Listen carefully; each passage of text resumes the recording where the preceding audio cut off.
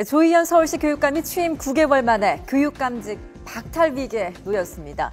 지난해 교육감 선거에서 고승덕 후보가 미국 영주권이 있다라는 의혹을 제기했던 것과 관련해 허위사실 유포 혐의로 기소가 됐는데요.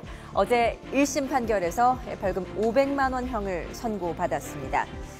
교육감직은 100만 원 이상의 벌금형을 받으면 박탈이 되기 때문에 형이 확정되면 조희연 교육감은 직선제 서울시 교육감으로는 벌써 3번째 불명예 퇴진하는 교육감이 되는 겁니다. 지난해 무슨 일이 있었는지 거슬러 올라가 보겠습니다.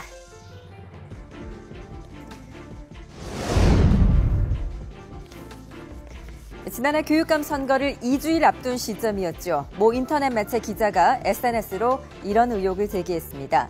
고승덕 후보가 미국 영주권을 보유하고 있다.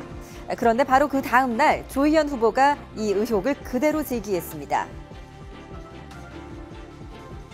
조희연 캠프가 받은 제보에 따르면 고 후보는 두 자녀를 미국에서 교육시켜 미국 영주권을 보유하고 있으며 고 후보 자신 또한 미국에서 근무할 때 미국 영주권을 보유하였다는 것입니다.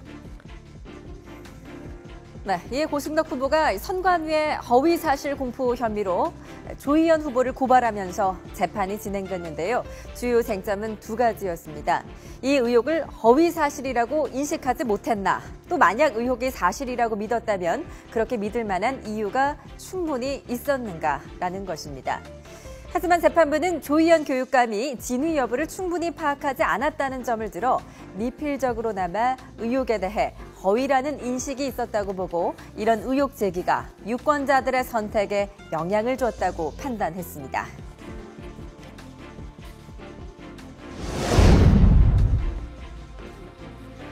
자신감이 있었던 것 같아요. 국민참여 재판을 신청을 함으로써 그 조희연 교육감 측의 입장에서는 이렇게 정치적인 판단으로 가게 되면 이것이 반드시 일반 국민들의 상식으로 봤을 때는 무죄가 나오리라고 생각을 하셨던 것 같아요. 근데 오히려 거꾸로 정반대로 나와버렸잖아요.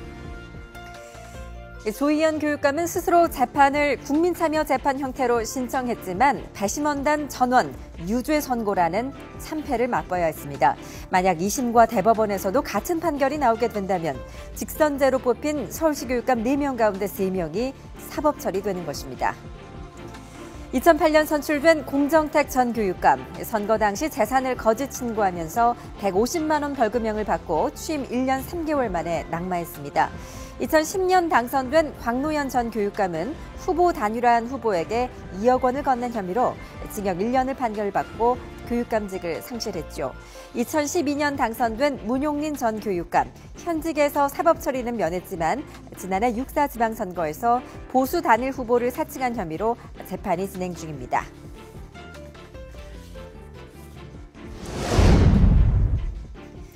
이렇게 선출직 교육감들이 제대로 임기를 채우지도 못하고 물러나게 되면서 교육감 직선제 유지에 대한 회의적인 목소리도 나오고 있습니다.